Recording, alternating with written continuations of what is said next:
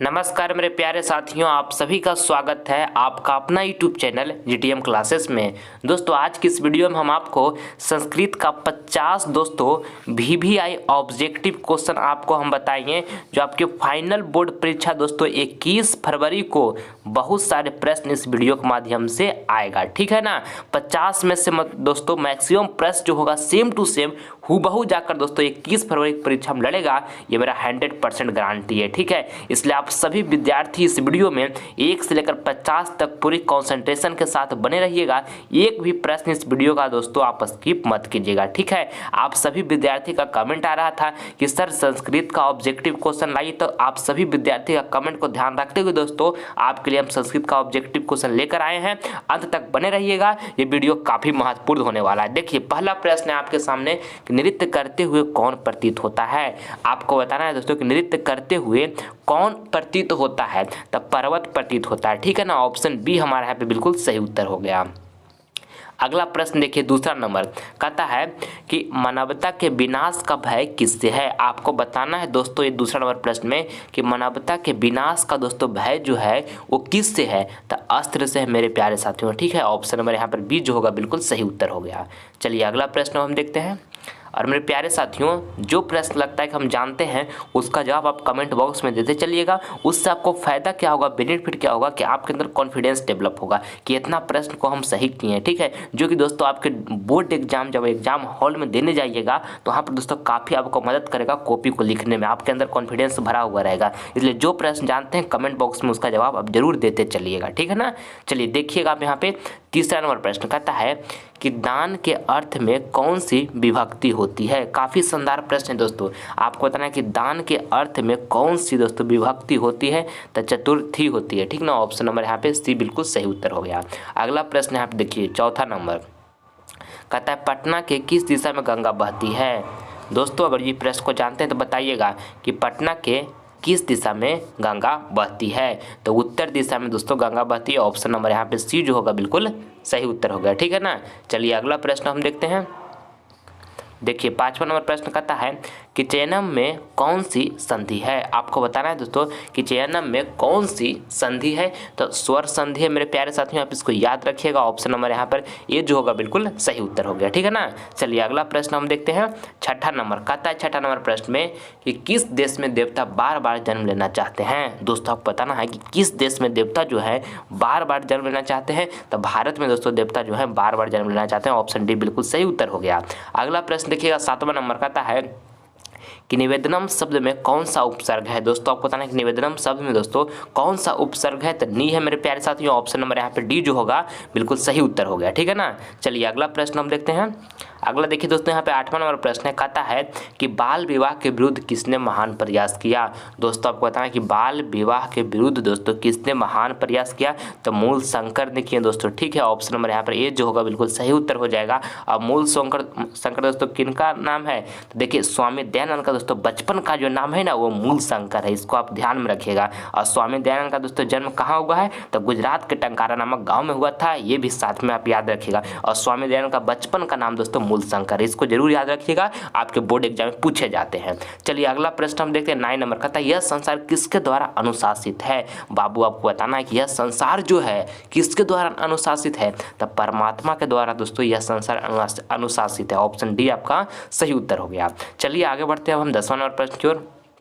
कहता है कि बूढ़े बाघ के हाथ में क्या था। आपको 10वां नंबर प्रश्न में दोस्तों बताना है कि बूढ़े बाघ के हाथ में क्या था, तो सोने का कंगन था। ऑप्शन नंबर दोस्तों यहाँ पे ये जो होगा बिल्कुल सही उत्तर हो जाएगा। ठीक है ना। चलिए अगला प्रश्न हम देखते हैं।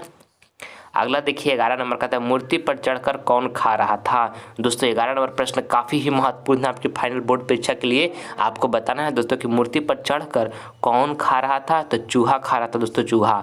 ऑप्शन नंबर यहाँ पर ए जो होगा बिल्कुल हमारा सही आंसर हो जाएगा। ठीक है ना। चलिए अगला प्रश्न हम देखते हैं।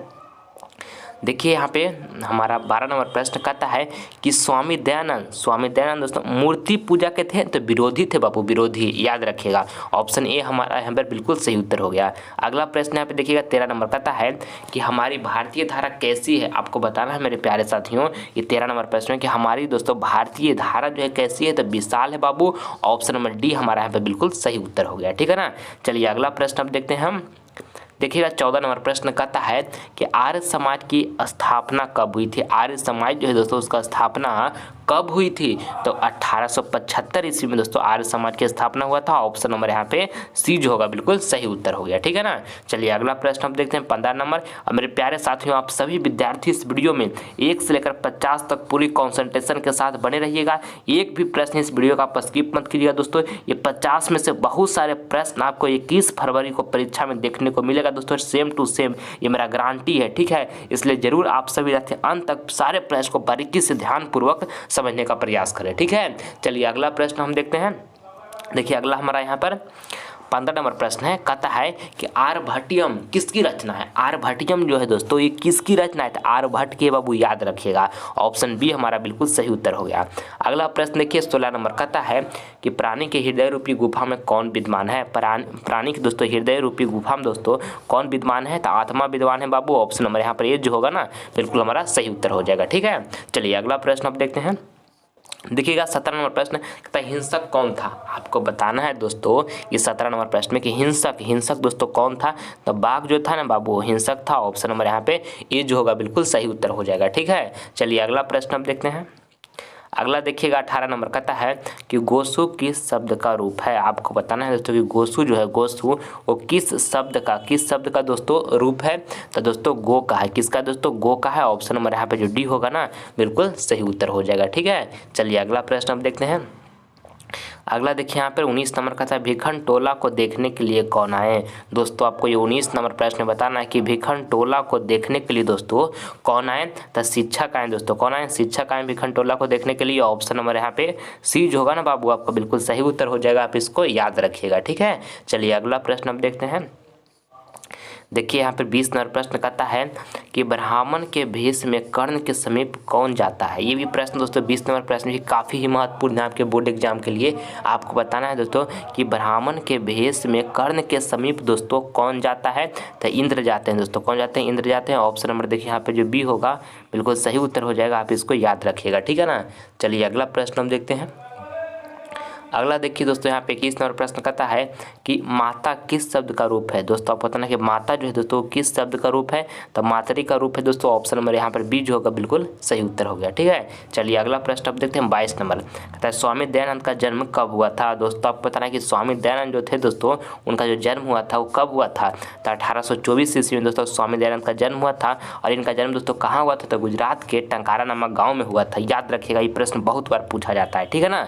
चलिए अगला प्रश्न देखते हैं 23 नंबर कहता है कि गांधी सेतु पुल कहाँ स्थित है। आपको बताना है दोस्तों 23 नंबर प्रश्न में गांधी सेतु जो पुल है दोस्तों वो कहाँ स्थित है, तो पाटलिपुत्र में बाबू याद रखिएगा। ऑप्शन सी हमारा बिल्कुल सही उत्तर हो जाएगा, ठीक है। चलिए अगला प्रश्न अब देखते हैं 24 नंबर कहता है बहुब्रीहि समास का उदाहरण कौन सा है। ये भी प्रश्न काफी महत्वपूर्ण है 24 नंबर आपके बोर्ड एग्जाम के लिए। आपको बताना है दोस्तों कि बहुब्रीहि समास का उदाहरण जो है वो कौन सा है, तो श्वेतांबरा है। ठीक कौन है दोस्तों, श्वेतांबरा है दोस्तों। ऑप्शन नंबर यहाँ पर जो बी होगा बिल्कुल सही उत्तर हो जाएगा। अगला देखिएगा 25 नंबर प्रश्न कहता है कि आलसशाला में दोस्तों आग लगने पर कितने लोग नहीं भागे। ये भी प्रश्न काफ़ी महत्वपूर्ण है आपके फाइनल बोर्ड परीक्षा के लिए दोस्तों। आपको बताना है कि आलसशाला में आग लगने पर कितने लोग नहीं भागे, तो 4 लोग दोस्तों नहीं भागे थे। ऑप्शन नंबर यहाँ पे सी जो होगा बिल्कुल सही उत्तर हो जाएगा, आप इसको अच्छे तरीके से याद रखिएगा, ठीक है। चलिए अगला प्रश्न अब देखते हैं 26 नंबर देखिएगा। कहता है कि समास में किसका मिलन होता है। ये भी प्रश्न काफ़ी शानदार है। समास में दोस्तों किसका मिलन होता है, तो पद का होता है। किसका होता है दोस्तों, पद का होता है। ऑप्शन नंबर यहाँ पर जो बी होगा बिल्कुल सही उत्तर हो जाएगा। अगला प्रश्न यहाँ पे देखिएगा 27 नंबर कहता है आलस कथा का रचनाकार कौन है। दोस्तों ये प्रश्न वेरी इंपॉर्टेंट है दोस्तों आपके फाइनल बोर्ड परीक्षा के लिए। आलस कथा का दोस्तों रचनाकार जो है दोस्तों वो कौन है, तो विद्यापति है बाबू, विद्यापति। ऑप्शन नंबर यहाँ पर जो ए होगा बिल्कुल आपका सही उत्तर हो गया, ठीक है। चलिए अगला प्रश्न अब देखते हैं 28 नंबर कहता है कि भारत की शोभा को देखकर कौन प्रसन्न है। भारत की शोभा को देखकर दोस्तों कौन जो है प्रसन्न है, तो ईश्वर दोस्तों प्रसन्न है भारत की शोभा को देखकर। ऑप्शन नंबर यहाँ पर ए जो हुआ ना बाबू आपका बिल्कुल सही उत्तर हो गया, ठीक है। चलिए अगला प्रश्न अब देखते हैं। यहाँ पे देखिए 29 नंबर प्रश्न कहता है कि अ जोड़ ई से कौन सा नया वर्ण बनेगा। ये भी प्रश्न काफ़ी महत्वपूर्ण है। बताना है अ जोड़ ई, अ जोड़ेंगे दोस्तों, ई को जोड़ेंगे तो कौन सा दोस्तों नया वर्ण बनेगा, तो दोस्तों ए बनेगा, ठीक ना। ऑप्शन नंबर सी जो होगा हमारा 29 का बिल्कुल सही उत्तर हो गया। अगला प्रश्न यहाँ पे देखिएगा 30 नंबर कहता है कि शिष्य का दोस्तों शिष्य का प्रथम क्षौर क्रम कहाँ होता है। शिष्य का दोस्तों प्रथम क्षौर क्रम जो होता है दोस्तों वो कहाँ होता है, तो गुरु के घर से होता है। गुरु के घर से दोस्तों शिष्य का प्रथम क्षौर क्रम होता है। ऑप्शन नंबर दोस्तों यहाँ पे जो बी होगा हमारा बिल्कुल सही उत्तर हो गया। अगला प्रश्न देखिएगा बाबू यहाँ पे 31 नंबर। मेरे प्यारे साथियों, आप सभी विद्यार्थियों को मैं एक बात यहाँ पर बताना चाहूँगा कि लगभग 2023 बोर्ड एग्जाम आने में दोस्तों अभी आपके पास मात्र केवल अब 40 दिन का समय बचा हुआ है। ठीक है, इसका एक एक मिनट आपके लिए काफ़ी ही महत्वपूर्ण है। ठीक है, 2023 बोर्ड एग्जाम के लिए दोस्तों ये 40 दिन काफ़ी महत्वपूर्ण है। ये 40 दिन का एक मिनट भी समय दोस्तों आप बर्बाद नहीं कर सकते हैं। एक बात को मेरा ध्यान से आप सभी विद्यार्थी सुनिएगा। देखिए बाबू, 2023 बोर्ड में जितना भी नंबर आप प्राप्त कीजिएगा, जितना भी मार्क्स आपका आएगा, पूरी जीवन पूरी लाइफ दोस्तों आप इसको याद रखिएगा। ठीक है, कैसे कि कोई फॉर्म वगैरह भरिएगा तो वहाँ पे मार्कशीट का जरूरत पड़ता है या नंबर भी पूछा जाता है, या कहीं भी किसी समय भी कोई व्यक्ति भी पूछ सकता है कि 2023 बोर्ड में जब आप मतलब मैट्रिक किए हैं उसमें कितना नंबर लाए थे, कब मैट्रिक किए थे। यानी दोस्तों इसमें जितना अंक प्राप्त होगा आपका पूरा जीवन दोस्तों याद रहेगा। ठीक है, इसलिए 2023 बोर्ड में जितना दोस्तों नंबर में आप इंप्रूवमेंट करना चाहते हैं कर लीजिए। 40 दिन का समय दोस्तों मात्र अब आपके पास बचा हुआ है। ठीक है, एक एक सेकंड दोस्तों इसका उपयोग कीजिए, एक एक मिनट का उपयोग कीजिए और 2023 बोर्ड एग्जाम में अच्छा से अच्छा अंक लाने का प्रयास कीजिए दोस्तों, पूरी एनर्जी झोंक कर। ठीक है ना। देखिए बाबू, एक बात मैं आपको बताता हूँ, इसको हमेशा याद रखिएगा इस बात को। लगभग अभी आपका उम्र जो हो रहा होगा 14 से 15 साल हो रहा होगा। ठीक है, पाल पोस कर दोस्तों इतना बड़ा करने में, 14 से 15 साल का बड़ा करने में दोस्तों माता पिता को क्या दुख, क्या दर्द, क्या तकलीफ सहना पड़ा हो ना दोस्तों, इस बात का आप अभी कल्पना नहीं कर सकते हैं। इस बात का इंसान तभी कल्पना करता है जब वो खुद माता पिता बनता है। ठीक है, इस बात को हमेशा याद रखिएगा लाइफ में। अब माता पिता को दोस्तों हमेशा रिस्पेक्ट कीजिएगा, कभी भी माता पिता को अनादर मत कीजिएगा। मन से पढ़ाई कीजिए दोस्तों, माता पिता को दोस्तों नाम रोशन कीजिए 2023 बोर्ड में अच्छा अंक लाने के लिए। दोस्तों देखिए, माता पिता जो है दोस्तों अपनी ज़रूरतों को पूरा ना करके आपकी ज़रूरतों को पूरा करते हैं। आपका पिताजी का भी दोस्तों शर्ट फटा हुआ है, उनके पास भी दोस्तों इनर नहीं है, फटे इनर पहन रहे हैं, पर आपका दोस्तों आपको अच्छा अच्छा कपड़ा ला के देंगे, अच्छा खाना देंगे, समय पर दोस्तों आपका पैसा देंगे, ट्यूशन पढ़ लो बेटा, स्कूल अच्छे से जाओ बेटा, ये कपड़ा ले लो बेटा, ये बुक ले लो बेटा।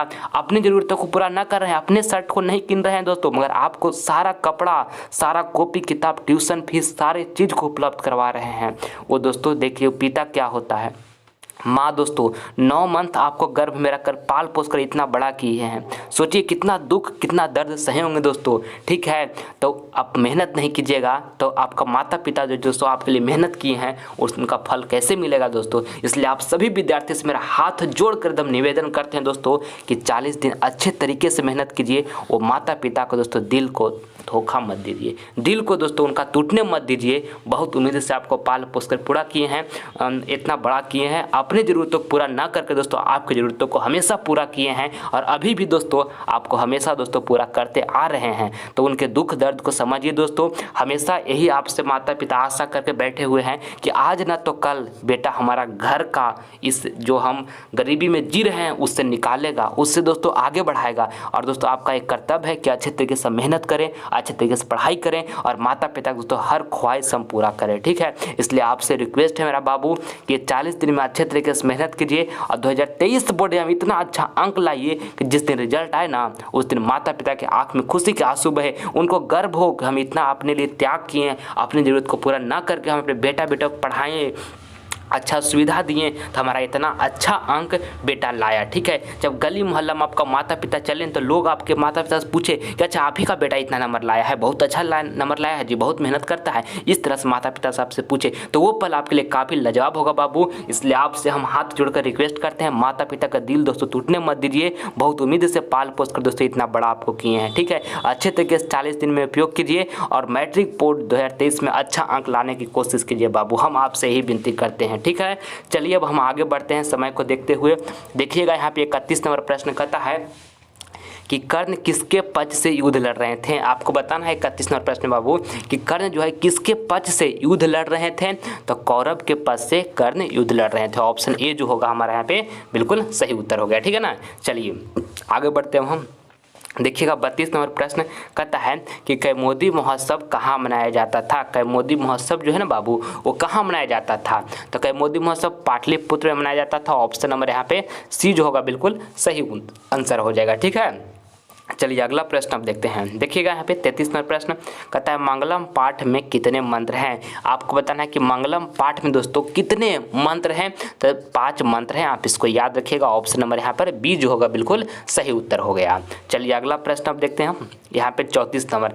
देखिए ऑब्जेक्टिव पर भी आप सभी विद्यार्थी ध्यान दीजिए बाबू, और सब्जेक्टिव पर भी अच्छे तरीके से ध्यान दीजिए। सब्जेक्टिव को लिख कर प्रैक्टिस कीजिए ताकि दोस्तों आप अच्छे तरीके से उसको याद कर सकें। सब्जेक्टिव का दोस्तों आपके लिए बहुत जल्द हम इस पर वीडियो लाने वाले हैं, बहुत जल्द ही कुछ ही समय में दोस्तों सब्जेक्टिव का वीडियो आपके समय आने वाला है, इसलिए आप जुड़े रहिएगा। और दोस्तों उस वीडियो का आप जरूर देखिएगा, जो VVI सब्जेक्टिव है वही प्रश्न आपके समीप हम लाने वाले हैं। ठीक है ना, चलिए देखिएगा, इसलिए आप सभी विद्यार्थी चैनल को सब्सक्राइब करके रखिएगा ताकि वो वीडियो को दोस्तों आप स्किप ना कर सके। ठीक है, देखिए यहाँ पर अब यहाँ पर देखते हैं हम 34 नंबर प्रश्न है ना, कहता है कि हिरण्मय पात्र से किसका मुंह ढका हुआ है। हिरण्मय पात्र से दोस्तों किसका मुंह जो है ढका हुआ है। तो सत्य का ढका हुआ है बाबू। ऑप्शन नंबर यहाँ पर ए जो होगा हमारा बिल्कुल सही आंसर हो जाएगा। ठीक है, चलिए अगला प्रश्न आप देखते हैं।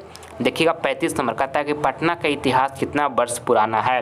दोस्तों आपको बताना है कि पटना का जो इतिहास है ना वो कितना वर्ष पुराना है। तो 2500 वर्ष बाबू पुराना है। ऑप्शन नंबर डी जो होगा बिल्कुल हमारा सही उत्तर हो जाएगा। ठीक है, चलिए अगला प्रश्न देखते हैं। अगला देखिए दोस्तों यहाँ पे हमारा 36 नंबर प्रश्न है, कहता है कि चरित्र का निर्माण किससे होता है। चरित्र का दोस्तों निर्माण जो होता है वो किससे होता है। तो संस्कार से होता है बाबू। ऑप्शन नंबर यहाँ पे ये जो होगा हमारा बिल्कुल सही उत्तर हो गया। ठीक है ना, चलिए अगला प्रश्न हम देखते हैं 37 नंबर कहता है विवाह एक संस्कार होता है। आपको बताना है कि विवाह जो है दोस्तों एक संस्कार होता है तो पवित्र होता है। ठीक ना, ऑप्शन नंबर यहाँ पर ए जो होगा बिल्कुल सही उत्तर हो जाएगा। चलिए अगला प्रश्न हम देखते हैं 38 नंबर कहता है कि किस शब्द में परा उपसर्ग है। आपको दोस्तों बताना है ये 38 नंबर प्रश्न में कि किस शब्द में परा उपसर्ग है। तो पराकाष्ठा में दोस्तों परा उपसर्ग है। ऑप्शन नंबर यहाँ पे सी जो होगा बिल्कुल हमारा सही उत्तर हो जाएगा। ठीक है, चलिए अगला प्रश्न अब देखते हैं। अगला देखिएगा दोस्तों यहाँ पे 39 नंबर प्रश्न कहता है भारतीय संस्कार कुल कितना है। भारतीय संस्कार दोस्तों कुल कितना है। तो 16 है बाबू, याद रखिएगा। ये प्रश्न वेरी इंपॉर्टेंट है आपके बोर्ड एग्जाम के लिए। जरूर देखिएगा 2023 बोर्ड एग्जाम में ये प्रश्न लड़ेगा। ठीक है ना, इसलिए इसको आप जरूर याद कर लें। अगला प्रश्न देखिए 40 नंबर कहता है रामायण के रचनाकार कौन है। आपको बताना है रामायण के दोस्तों रचनाकार जो है दोस्तों वो कौन है। तो वाल्मीकि हैं बाबू, आप इसको याद रखिएगा। ऑप्शन नंबर यहाँ पर बी जो होगा बाबू आपका बिल्कुल सही उत्तर हो गया। ठीक है, चलिए अगला प्रश्न देखते हैं 41 नंबर कहता है कि जन्म पूर्व संस्कार कितने होते हैं। आपको बताना है कि जन्म पूर्व दोस्तों संस्कार कितने होते हैं। तो 3 होते हैं बाबू। ऑप्शन नंबर यहाँ पर जो बी होगा बिल्कुल सही उत्तर हो जाएगा, आप इसको याद रखिएगा। ठीक ना, चलिए अगला प्रश्न हम देखते हैं 42 नंबर देखिएगा। कहता है कर्ण के पास जन्म से ही क्या था। कर्ण के पास दोस्तों जन्म से ही क्या था। तो कवच और कुंडल था। ऑप्शन नंबर यहाँ पर ये जो होगा हमारा बिल्कुल सही उत्तर हो जाएगा, आप इसको अच्छे तरीके से याद रखिएगा। ठीक है, चलिए अगला प्रश्न हम देखते हैं। अगला देखिएगा दोस्तों यहाँ पे हमारा 43 नंबर प्रश्न है।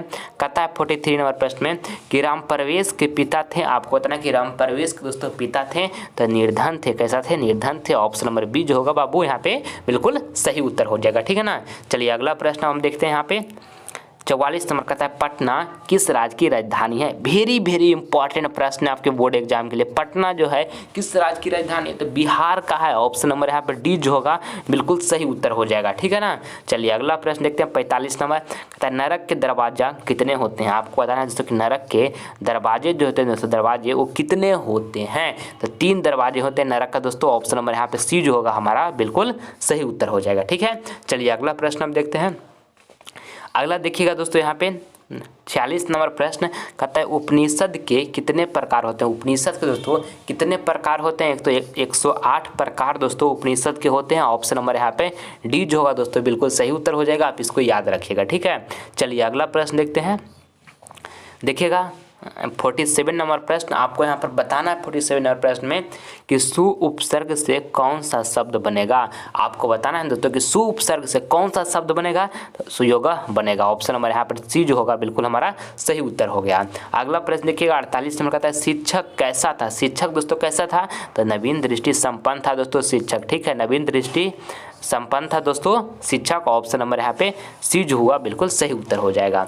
अगला प्रश्न देखिएगा 49 नंबर बाबू, कहता है जन्म पूर्व संस्कार कितने होते हैं। आपको बताना है कि जन्म पूर्व संस्कार जो होते हैं दोस्तों वो कितने होते हैं, तो 3 होते हैं। ऑप्शन नंबर यहाँ पर बी जो होगा दोस्तों हमारा बिल्कुल सही उत्तर हो जाएगा, आप इसको याद रखिएगा। अगला प्रश्न देखिए बाबू 50 नंबर, कहता है वेद कितने प्रकार के होते हैं। वेद जो होते हैं दोस्तों कितने प्रकार के होते हैं, तो 4 प्रकार के वेद होते हैं। ऑप्शन नंबर यहाँ पर जो बी होगा हमारा बिल्कुल सही उत्तर हो जाएगा। ठीक है, चलिए अगला प्रश्न है बाबू आपका HW का प्रश्न है। ये प्रश्न आप सभी विद्यार्थियों को होमवर्क में दे रहे हैं, इसका जवाब कमेंट बॉक्स में दीजिएगा जो आंसर आपको सही लगेगा। आपको बताना है कि सिखों के 10वें गुरु कौन थे, गुरु नानक या गुरु तेग बहादुर या गुरु गोविंद सिंह। अडीम लिखा है दोस्तों गुरु रामदास। तो जो आंसर सही लगेगा बाबू आपको उसका जवाब कमेंट बॉक्स में जरूर दीजिएगा, आप सभी विद्यार्थी का हम रिप्लाई देंगे। ठीक है ना, और वीडियो पसंद आया तो इस वीडियो को दिल से लाइक करें और इस वीडियो को ज़्यादा से ज़्यादा अपने फ्रेंड के पास दोस्तों शेयर करें। और अगर जो चैनल पर अभी फर्स्ट बार विजिट किए हैं, नए हैं, तो सब्सक्राइब इस चैनल को जरूर कर लें ताकि दोस्तों आपको लाइव क्लास का जो नोटिफिकेशन है वो समय से मिल सके और जो भी महत्वपूर्ण वीडियो आपके लाने वाले हैं उसका नोटिफिकेशन भी आपको मिलता रहे। ठीक है ना, और हिम्मत मत हारिएगा दोस्तों, 2023 बोर्ड में अच्छी तरीके से प्रिपरेशन कीजिएगा दोस्तों।